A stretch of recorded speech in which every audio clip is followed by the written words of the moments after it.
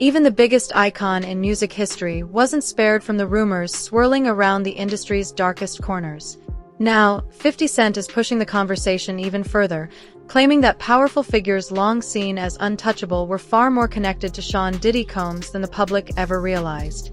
He's also pointing toward controversial allegations involving Oprah Winfrey and institutions linked to her name, claims that have ignited intense debate and disbelief across social media. Framed as accusations rather than proven facts, the story taps into a larger narrative about influence, secrecy, and what some believe has been hidden behind fame and power for years, pulling even legends like Michael Jackson into the wider conversation. Very important because throughout the years, Black artists have been taken advantage of completely. And it's time now that we have to put a stop to this incredible injustice. The record companies really do conspire against their artists. They steal, they cheat, they do whatever they can, especially the Black artists.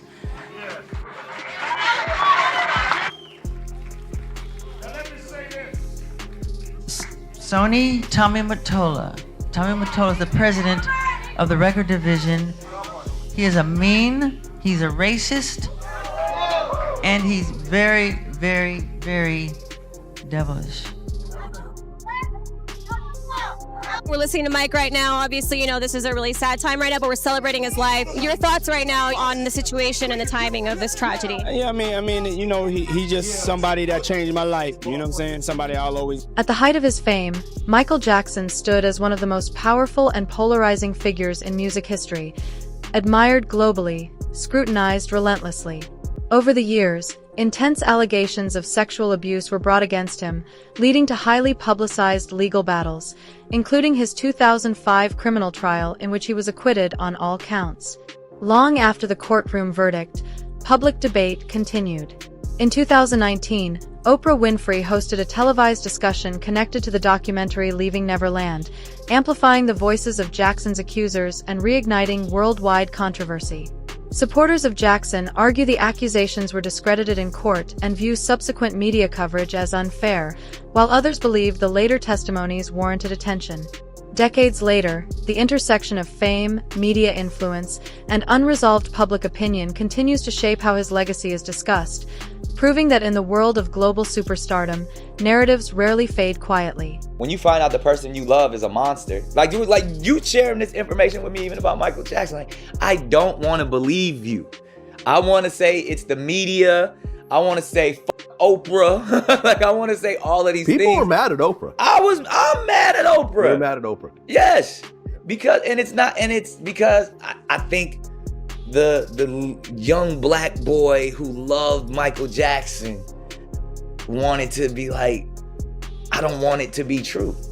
I don't want, and I'm like, and that again, it goes back to like, damn, are we just turning a blind eye because we had so much love for his talent and his ability? Well, you said, where's the Surviving Harvey Weinstein documentary? Yeah. And there are actually like 2 of those coming.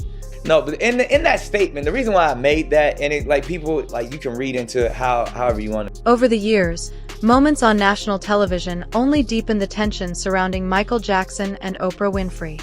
Critics have pointed to interviews and public commentary where Oprah questioned Michael's appearance and personal choices, despite his well-documented struggle with a skin condition, viewing those remarks as insensitive and damaging.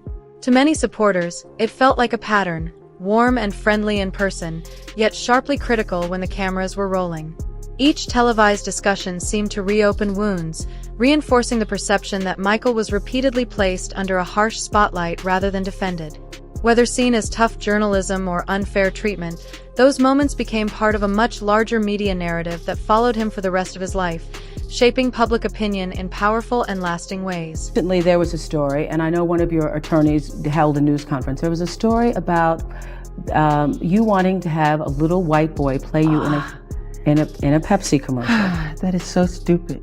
That's the most ridiculous, horrifying story I've ever heard. It's crazy. I mean, why? Number one, it's my face as a child in the commercial. Me when I was little. Why would I want a white child to play me? I'm a Black American. I'm proud to be a Black American. I am proud of my race. I am proud of who I am.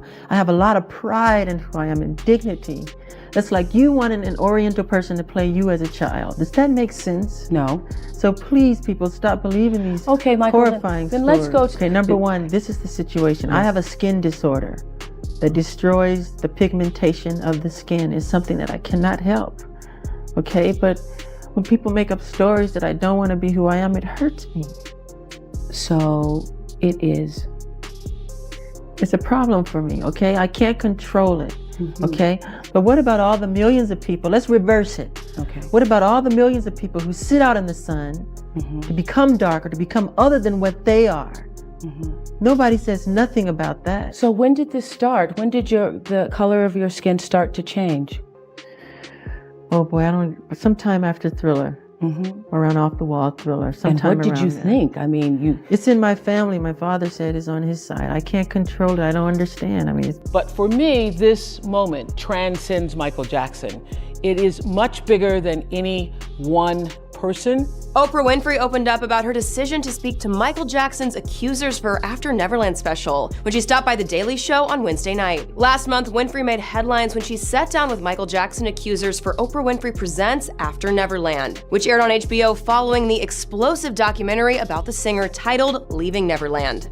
If they ever found out what we were doing, he and I would go to jail. Winfrey said of her decision to do the special, "I haven't had that much hateration since I did the puppy episode with Ellen DeGeneres, aka the episode in which DeGeneres came out as gay." The talk show host continued, "But when I saw that documentary, I realized that a lot of people are going to be triggered by watching it, and a lot of people will not understand what the pattern is." Winfrey explained, "People call it molestation, but there is a big seducing that goes on, and that was important enough for me to take the hateration for." Listen closely to the way Oprah Winfrey has spoken about Michael Jackson over the years, and a striking contrast begins to emerge. To many of Michael's supporters, her commentary felt less like neutral observation and more like a steady stream of doubt and judgment aimed at one of the most influential artists in history. They argue that while she maintained friendships across powerful Hollywood and music circles, her public focus repeatedly landed on questioning Michael's character and legacy. In their eyes, it wasn't about uncovering truth. It was about control, influence, and narrative power. And because Michael remained fiercely independent, refusing to fit neatly into anyone's orbit, they believe he became an easy target for criticism rather than compassion, turning media moments into lasting damage to his public image. Getting a lot of hate. Some of the tweet hate that Oprah's been getting, if karma is real, Oprah, after you are laid to rest, which is, I hope, many years from now, people will come out of the woodwork and lie on you, betray you, smear your name the way they're doing Michael Jackson, and the people that you let in your inner circle will lead the way. Oprah, you are disgusting, a cheap mercenary. The reason the idea of Michael Jackson or any major person committing sexual abuse against children challenges so many people is because in every family, you have to face that some things are not the way they appear to be. And what people need to accept in their own families is that people can do good things, they can be loving and helpful, and also be an abuser and a person who does bad things. Both can be true. And we are experiencing this paradox as a reckoning in our country every day in the news, where both things can be true. Yeah, she's right about that. Both things can be true. You can have somebody who appears to be very nice in the front and be evil behind closed doors. You know that. And that's what she says. Days after Oprah publicly supported victims of sexual assault in the wake of numerous allegations against Harvey Weinstein, singer Seal Instagrammed this meme. Showing Winfrey kissing the disgraced mogul, it reads, "When you have been part of the problem for decades, but suddenly they all think you are the solution." Please welcome Seal! The 54-year-old who's appeared on Oprah's show captioned his post, "Oh, I forgot, that's right. You'd heard the rumors, but you had no idea he was actually serially assaulting young starry-eyed actresses. My bad." While Weinstein maintains his innocence, Seal hasn't commented further, and Oprah has not responded. This moment is a really powerful time for everybody to get woke Fans have come to her defense, pointing out Winfrey is a sexual assault survivor. They also posted pics of Seal's ex, Heidi Klum, kissing Weinstein too. Questions like these continue to circulate online, with critics pointing to past public associations between Oprah Winfrey and powerful figures who were later accused or convicted of serious crimes, including Harvey Weinstein, Sean Diddy Combs, and Jeffrey Epstein. Supporters argue that public proximity does not equal complicity, especially in industries where high-profile networking is common. Critics, however, question how influential circles operate behind the scenes and whether reputations were shielded for too long. The debate highlights a broader tension about power, accountability, and hindsight, where friendships once viewed as routine industry connections are now re-examined under a far more critical lens. Already, but you haven't kind of spoken yet publicly about what's going on. I think that this is, I'm always trying to look for the rainbow in the cloud, whatever is the silver lining. And this is what I do know for sure. When something this major happens, when you have the fallout, 50 women coming forward, that it's a watershed moment. And what I do believe is actually happening is that, first of all, it's triggering a lot of unreleased pain, repressed anger, guilt, and suffering that a lot of women have had. I happened to be on set with several actresses the other day, and we were filming some things, and they hadn't slept over a period of 2 or 3 days, and I was like, what is that? I said, oh, you guys are suffering from PTSD. And when you start talking about it out loud too, everybody has a story. Everybody has a story.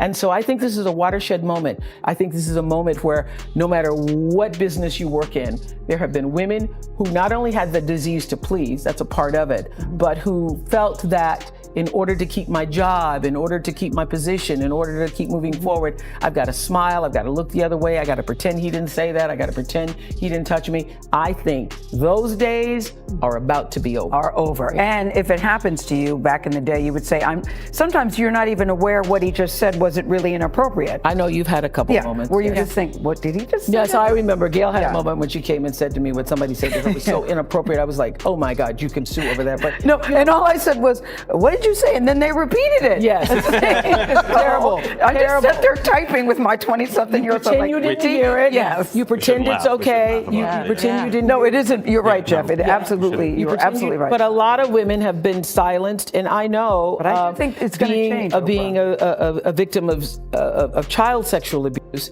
that when you feel like you cannot be heard, and then other people start speaking out, it makes you feel like, oh, now I can speak out too. Yeah. So, and you've been speaking about it for years. Online narratives have grown even more intense, with critics portraying Oprah Winfrey as a symbol of how wealth and influence operate behind the curtain of the entertainment industry. In these claims, money is framed as leverage, a tool used to bind artists into powerful circles and quietly control their careers. Supporters of this theory argue that her public opposition to Michael Jackson stemmed not from justice, but from the fact that he remained fiercely independent and beyond anyone's control. They extend that same narrative to her long-standing association with Sean Diddy Combs, suggesting immense wealth followed strategic alliances. The story often points to a moment when Oprah encouraged Dave Chappelle to accept a massive contract, one he famously walked away from, later hinting that something about the deal felt wrong. At the time, many laughed it off. Today, in the eyes of online commentators, that refusal is reinterpreted as a rare escape from a system they believe traps others through fame, fortune, and quiet control. It was completely outside of my frame of reference. I've been in show business since I was 14, and I've heard the stories of what happens, and I've seen these kinds of things play out in front of me. Okay. When you say you heard the stories, what do you mean? What stories? I mean, you see before, look, Mariah Carey made a $100 million deal, and 3 months later, she's all of a sudden mysteriously crazy. Or Martin Lawrence punches through and he's waving a gun on the street screaming, "They're trying to kill me." Yeah, we hear those stories. And it always happens around the time of their career where it seems as though they're crossing over the next plateau. Yeah. Would you say you lost your mind, sort of? No. No. Not exactly. Okay. I wasn't crazy, but it's incredibly stressful. Yeah. And I felt like in a lot of instances, I was deliberately being put through stress. Comedian Dave Chappelle left tens of millions of dollars on the table when he walked away from his popular Comedy Central show. A lot of people wondered what the hell was he thinking, and that's a quote. Chappelle says he had, he was thinking. or whether he was thinking. A lot of people ask that question. Chappelle says he had a crisis of conscience and stood up for his integrity as an artist. He explained to us how stepping out of the spotlight helped him avoid getting caught in a trap. It's so much bigger than money, though, Dave. It's so much bigger than money. Oh, no, it was bigger than money. But you know what? I watched one of these nature shows one time, and they were talking about how a bushman finds water when it's scarce. And they do what's called a salt trap. I didn't know this. Apparently, baboons love salt. Okay. So they put a lump of salt in a hole, and they wait for the baboon. The baboon comes, sticks his hand in the hole, grabs the salt. Salt makes his hand bigger, and he's trapped. He can't get his hand out. Now, if he's smart, all he does is let go of the salt. Baboon doesn't want to let go of the salt. Then the bushman just comes, takes the baboon, throws him in the cage, and gives him all the salt he wants. And then the baboon gets thirsty. The bushman lets him out of the cage. The first place the baboon runs to is water. The bushman follows him, and they both drink to their fill. And in that analogy, I felt like the baboon. But I was smart enough to let go of the salt. Isn't that a great analogy? What an analogy. Guys? I know. He's very, very thoughtful and very, very smart. Over the years, some of the most serious online allegations have centered on Oprah Winfrey and the school she founded in South Africa, the Oprah Winfrey Leadership Academy for Girls. In 2007 and again in 2009, reports emerged that several students, some as young as 12 and 13, had been sexually harassed by staff members who were later investigated and removed. While authorities addressed those incidents at the time, critics and conspiracy-driven narratives have continued to circulate online, dramatically exaggerating events and weaving in unverified claims of disappearances and elite involvement. Supporters emphasize that the abuse allegations were taken seriously and handled through legal channels, while others continue to frame the controversy as part of a darker hidden story, showing how real scandals can evolve into far more extreme theories once they enter the internet rumor cycle. Trial of a former dormitory matron charged with abusing 6 students at Oprah Winfrey School for Girls in South Africa is resuming. Prosecutors say former dorm matron Tina Virginia Makopo tried to kiss and fondle the girls. She's also accused of kicking and hitting some of them. Makopo pleaded innocent to 14 charges of indecent assault and criminal injury in South Africa. Meanwhile, in Philadelphia, the ex-headmistress of the $40 million school is suing Winfrey for defamation. The suit claims someone would conclude from Winfrey's comments that the school employee knew of the alleged abuse and was actively involved in covering it up. I was, needless to say, devastated and really shaken to my core. Winfrey said she was disappointed in the former headmistress. The TV talk show host also made comments about students who felt there was an atmosphere of repression at the school. And I spoke to all the girls personally, and I encouraged all of them, any of them who had actually been harmed, to please. Because you know he was running with Oprah and them. He was running with that whole crew. Weinstein, Oprah, Epstein. He was running with that whole crew. They want to know how we're going to do it, how the public is going to take him. Is the public going to let him back in? And the public is not. The public is already canceling him. I don't believe the industry has canceled him yet. All those people who went to those Diddy parties, not one of them had came out and denounced what he has done. I haven't heard one of them. I have not heard one person denounce, well, man, let God handle it. Get the hell out of here. Get out of here with that. If that was your daughter, would you let God handle it? All those people, they ain't denounced him. They ain't definitely, they can't come forward and say, yo, I support him. Because it would mess up their brand. It would mess up their brand. Jay-Z. We the only one could call each other Sean. Jay is the only one could call me Sean. I'm the only one could call him Sean. Get the hell out of here. If that ain't no fun boy stuff,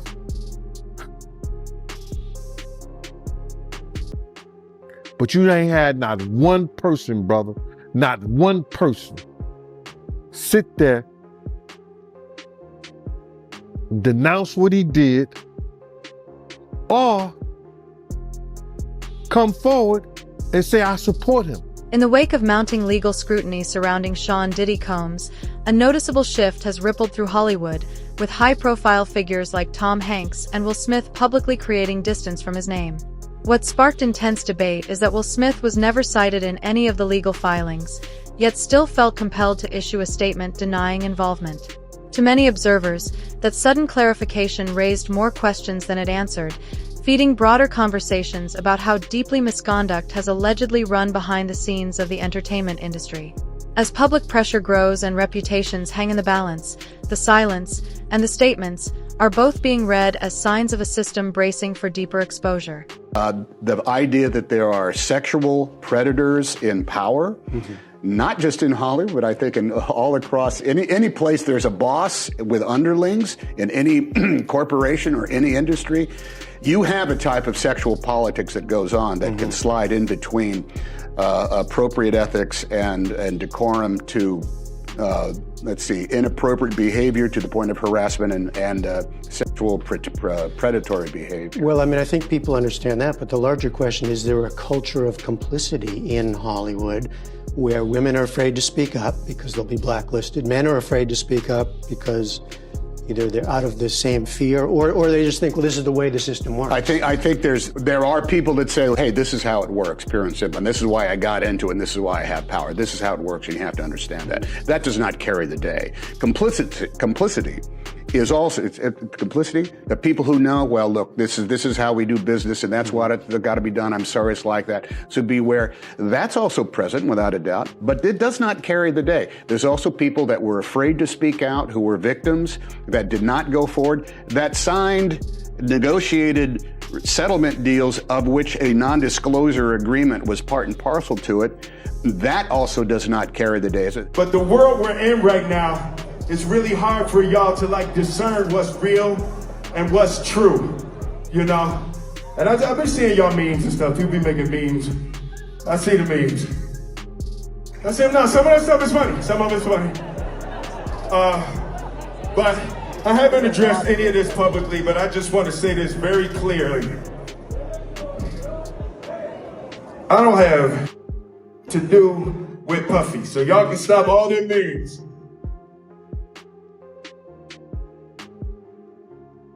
I can stop all of that. I ain't been nowhere near no damn freak off. Listen, I do enough of my own. Don't be putting me in other people. I ain't been nowhere near that, man. I ain't did none of that stupid. So, whenever y'all hear it, if somebody say that, it's a damn lie. I don't even like baby oil. That's not funny.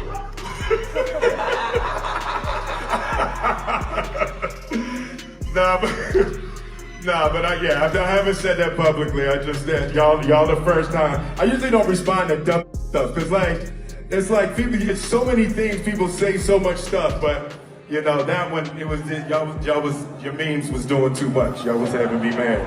According to 50 Cent, what allegedly surrounded Sean Diddy Combs was no secret within elite Hollywood circles. He claims the insiders all knew exactly what was happening.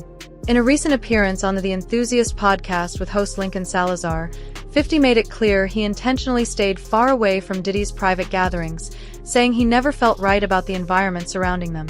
That distance, he explains, is why he's never worried about exposure or backlash. In his view, he kept his hands clean, avoided the scenes that later sparked controversy, and now stands confident that nothing from his past can be used against him, turning years of separation into what he frames as proof of integrity rather than coincidence. Did he do it, right? Yeah. He did it. You've been heavy on social media talking about it. He did it. And I'm the only one who's been vocal about this long before it actually. Oh, you've been saying this for a long time now. And then no one was, they're just, why is he saying this? And now it's coming out like crazy. I mean, but I also didn't participate. I also didn't go to those parties. Yeah. So a lot of the celebrity culture that you don't hear saying anything is because they participated to a degree. But So was there a reason you never went to those parties back in the day? Obviously, I know what's going on there, but is there a reason you never did? I'm just not with all that freaky shit. Like all of the stuff that he's doing, I'm not into that type of stuff. I'm just a little more, maybe you could say basic or normal. If you're not worried that if you throw little and you don't throw out allegations, but like you kind of poke fun at them. You just ask questions. You're not worried that it comes back your way? Like people dig up your past and try to pull stuff up? I don't got that in my past. Everybody got a little bit. Like, I took not that it's real enough. I took a pill, but it was for me to perform better. For her to remember, buddy. I didn't give her a drink so she forget what the happened. What the fuck is going on here, bro? Yes, I took the drink. I gave me the fucking drug to perform. So she could remember and possibly love me for that. Did it work? What the fuck? This is, yo, bro, look, I'm doing pretty good. Like, doing pretty good. You know what I mean? Like, but I'm just saying, you said it's the opposite of normal shit that we're talking about, bro. That is why. I don't know why it's so hard for people so to just for people to acknowledge feel weird like shit is you weird. would have something or you would have reserved energy because you feel like you was doing it too, then this is people that are looking on separation between their hardships or their the things that they got going on that would be issues and what a celebrity's issues would be.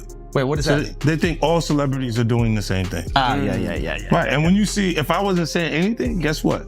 You could safely say that a person on the outskirts that is not involved in hip-hop culture could think that everybody in hip-hop culture is with that shit. What's striking is that the controversy hasn't been limited to music executives or Hollywood insiders. It expanded into the corporate world when former Abercrombie and Fitch chief executive Mike Jeffries was arrested amid explosive allegations of his own. Prosecutors claim Jeffries leveraged his power and status at Abercrombie and Fitch to orchestrate a sex trafficking operation, targeting men and coercing them into abusive situations for his personal gratification. Some accusations describe victims being drugged or injected with substances to force compliance when they were unable or unwilling to participate. The timing, coming in the wake of growing legal pressure surrounding Sean Diddy Combs, only intensified public shock, reinforcing the sense that alleged exploitation wasn't confined to one industry, but woven across multiple centers of power. The former boss of the fashion giant Abercrombie and Fitch and his British partner have been arrested on charges of running a prostitution and international sex trafficking business following a 2-year-long BBC investigation. The FBI began looking into the claims that Mike Jeffries and his partner Matthew Smith sexually exploited and abused men at events they hosted in their New York residences and hotels around the world. Lawyers for both men and a third man who's been arrested have previously denied any wrongdoing. They'll appear in court on Friday. Rihanna Croxford broke the story that led to the FBI's initial investigation. Here's her report.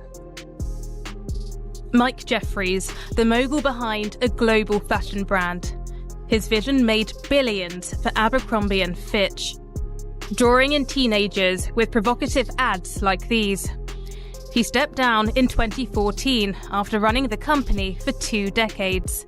He's now facing criminal charges. Even voices from outside the entertainment world have weighed in, with Elon Musk publicly hinting that the story surrounding Sean Diddy Combs runs far deeper than most people realize. Online speculation now paints a sprawling network of alleged connections, crossing political parties, power circles, and even brushing up against international royalty, fueling the belief that this wasn't an isolated situation, but a system protected by influence. That same scrutiny has returned to Diddy's past relationships, including his years with Jennifer Lopez, with critics questioning what may have been known behind closed doors and why nothing was ever publicly addressed. As more names get pulled into the conversation, the narrative continues to grow larger, darker, and far more complex, transforming one scandal into a sweeping debate about power, silence, and how deeply the truth may actually run. It's just amazing how many people in the Diddy party list that are supporting Kamala. Too. Yeah, seriously, it's like insane. Publicly, openly, all in. Yes, it's like J-Lo was like his ex-girlfriend, and it's like now deciding she's like warning people against Trump. I'm like, well, wait a second. So how many people did she warn against Diddy? Right. Oh, 0. Okay. Right. Well, maybe we shouldn't trust her opinion. Like if she's gonna be warning people, why did she never warn anyone about Diddy? Exactly. Yeah. The whole thing is so strange to watch play out.